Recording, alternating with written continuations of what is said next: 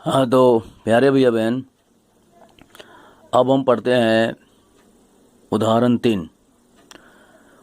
3 जो है 2020 छत्तीसगढ़ वार्षिक परीक्षा में बोर्ड में पूछा गया है और हमारे सरस्वती शिशु मंदिर के अर्धवार्षिक परीक्षा में 2018 में इसको पूछा गया है।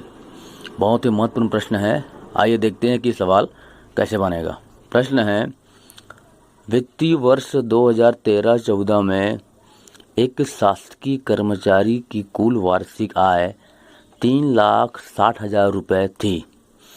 उसने 20,000 रुपये जीवन बीमा पॉलिसी का वार्षिक मतलब साल में एक बार सालाना प्रीमियम जमा किया तथा 4,000 रुपये प्रति माह सामान्य भविष्य निधि में प्रति माह 4,000 रुपये, तो साल भर का निकालना पड़ेगा तो 12 से गुना हो जाएगा ये।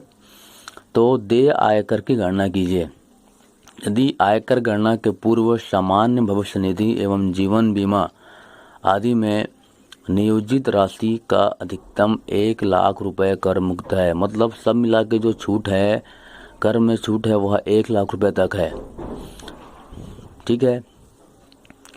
आयकर की दरें यहाँ पे दिया गया है, रैंक दिया गया है। पहला है 2,00,000 रुपये तक कोई कर नहीं, 0%। 2,00,000 से 5,00,000 तक 10% और 5,00,000 से 10,00,000 तक 20%। शिक्षा उपकर 3% निकालना है। ठीक है। अब देखिए हल, देखिए हल, शासकीय कर्मचारी की कुल वार्षिक आय 3,60,000 रुपये है, बुक में दिया है सालाना वार्षिक आय। अब कर में छूट पहला है सामान्य भविष्य निधि में जमा 48,000 रुपये। अब ये कैसे आया देख लीजिए। सामान्य भविष्य निधि में ये प्रति माह 4,000 रुपये जमा करता है। इसको हम गुना कर रहे हैं 12 से इसलिए गुना कर रहे हैं क्योंकि एक वर्ष में 12 महीने मतलब 12 माह होता है एक वर्ष में, और ये प्रति माह 4,000 रुपये जमा करता है सामान्य भविष्य निधि में।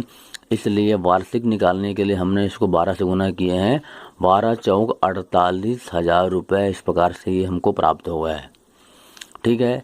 जीवन बीमा में जमा है 20,000 रुपये, ये वार्षिक प्रीमियम है इसलिए इसको गुना नहीं कर रहे हैं। ठीक है। कुल जमा राशि दोनों को जोड़े हैं 48 और 20,000, सब मिला के हो गया है 68,000 रुपये हो गया है। अब यहाँ दिया गया है कि छूट की अधिकतम 1,00,000 रुपये तक है राशि, तो 68,000 रुपये पर कर नहीं देना होगा। इसलिए कर योग्य आय 3,60,000 में 68,000 घटेगा और हमको प्राप्त होगा 2,92,000 रुपये प्राप्त होगा। ये कर योग्य आय है 2,92,000 रुपये। ठीक है।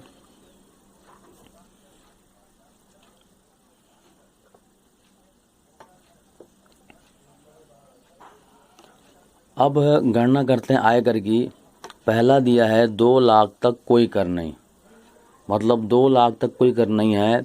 अब 2,00,000 से 5,00,000 तक 10%, तो ये जो कर योग्य आय है 2,92,000 रुपये, ये इन दोनों के बीच में आ रहा है। 2,92,000 रुपये इन दोनों के बीच में आ रहा है, इसलिए 2,00,000 रुपये इसमें घट जाएगा, जैसा यहाँ बताया गया है। ये देखिए, देय आयकर 2,92,000 रुपये में 2,00,000 घटा है और उसका निकाले हैं 10%, तो इसका 10% देख लीजिए कैसे होगा। 92,000 का 10/100 10%, 1 शून्य यहाँ से कट गया, 1 शून्य यहाँ से कट गया। ठीक है। हमको प्राप्त हुआ है 9,200 रुपये।